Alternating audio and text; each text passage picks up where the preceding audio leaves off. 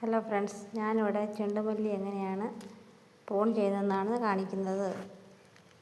ഇതൊരു നല്ല വലിപ്പമുള്ള ഒരു ചെണ്ടുമല്ലി തൈയാണ്. അതിൻ്റെ ഒരു 3 തണ്ട് ഇല വിട്ടിട്ട് ബാക്കി ഞാൻ കട്ട് ചെയ്ത് ആ ഗ്രോ ബാഗിൽ തന്നെ കുത്തി വെച്ചിരിക്കുകയാണ്. അതുപോലെ എല്ലാ ചെടിയുടെയും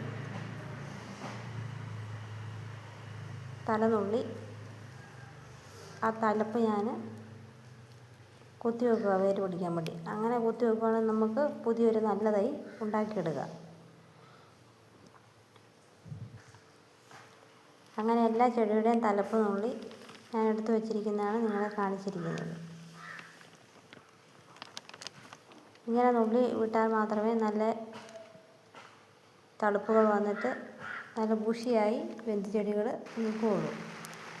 ഈ നുള്ളിയ തലപ്പുകളെല്ലാം ഞാനൊരു ഗ്രോ ബാഗിലോട്ട് വേര് പിടിക്കാൻ വേണ്ടി പുതിയ തൈയാക്കാൻ വേണ്ടിയിട്ട് കുത്തി കൊടുക്കുകയാണ്.